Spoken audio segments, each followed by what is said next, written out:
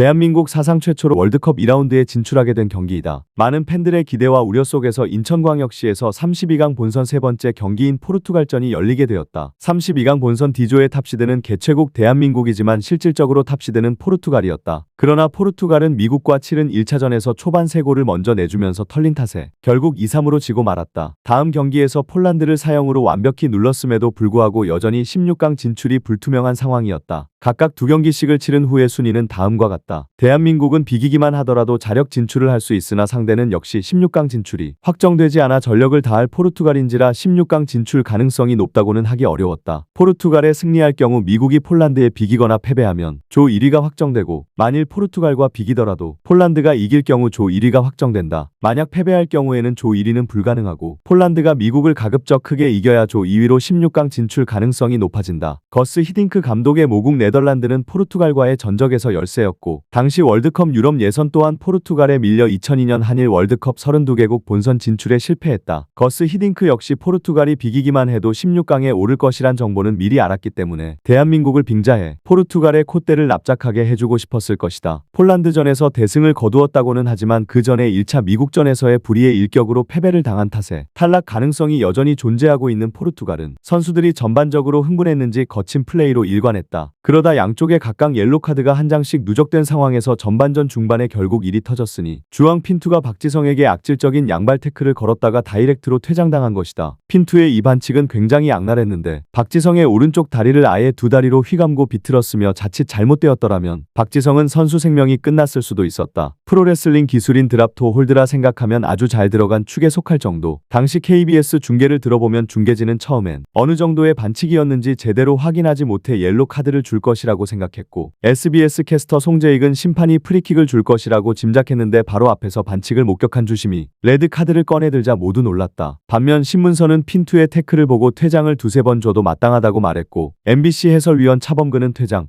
나왔어요 라는 감탄사만 남겼다. 핀투의 악랄한 반칙에 빡쳐서 입고 있던 양복 자켓을 벗어 내던지고 달려나갔다가 심판이 레드카드 꺼내는 걸 보자마자 슬그머니 자켓을 주섬주섬 입으며 들어가는 거스 히딩크의 모습도 깨알같은 웃음 포인트. 게다가 위 사진에서 볼 수 있다시피 주앙 핀투는 퇴장 판정에 불만을 품고 주심의 복부를 주먹으로 가격하는 미친 짓을 했고, 다른 선수들까지 무더기로 몰려와 항의했다. 다행이라면 가격의 충격이 경기를 못 진행할 정도는 아니어서 일단 주심도 나머지 경기를 무사히 마쳤다는 것이다. 결국 핀투는 심판 폭행죄로 차후 무기한 출장 정지 처분을 받지만 이 처분은 나중에 6개월 출전 정지로 완화됐다. 전반 30분 대한민국의 코너킥 상황에서 비토르 바이아가 쇄도하던 최진철과 공중에서 충돌하여 공을 놓치는 실수를 범했다. 옆에 있던 설기현이 그 공을 골문 안으로 밀어넣었으나 주심은 이를 골키퍼 차징으로 판단하여 휘슬을 불었고 설기현의 골을 취소했다. 일각에서는 최진철과 바이아 골키퍼 간의 공중볼 경합 지점이 골키퍼 보호 구역이 아니었으므로 오심이라고 하는 사람들이 있는데, 애초에 골키퍼 보호 구역이란 용어 자체가 없는 말이고 골키퍼가 팔을 뻗으면 볼을 소유한 것으로 간주하는데 그것을 밀치고 골을 넣으면 페널티 박스 안에서는 무조건 차징 파울이 선언됨으로 이는 오심이 아니다. 그렇게 전반이 0-0으로 마무리된 가운데 같은 시각 열리던 미국과 폴란드의 경기에서는 예상을 깨고 0승 2패 무득점 6실점이라는 처참한 기록을 남기던 폴란드가 1승 1무로 2위를 달리던 미국을 상대로 킥오프 후 5분 만에 2골을 넣고 2-0으로 앞서고 있었다. 때문에 포르투갈에서는 여차하면 경기를 비겨서 조 2위로 16강에 진출하는 것도 생각하고 있었다. 포르투갈과 대한민국은 비기기만 해도 대한민국이 1승 2무로 단독 1위, 포르투갈은 1승 1무 1패로 미국과 승점은 같지만 골득실 우위로 16강에 같이 올라가는 상황이었던 까닭이다. 그래서 루이스 피고가 박지성에게 같이 다음 라운드로 진출하자는 제스처를 취하고, 조르즈 코스타는 마크맨이었던 안정환에게 두 손으로 0을 그려 보였다. 이영표에게도 누군가 제스처를 취했지만 한국 선수들은 별 반응을 보이지 않았다. 이영표에 따르면 그 제스처를 무시한 게 아니라 거스 히딩크가 폴란드가 이기고 있다는 사실을 숨기고 있어 무슨 의미인지 몰랐다고 한다. 히딩크는 주장과 부주장인 홍명보,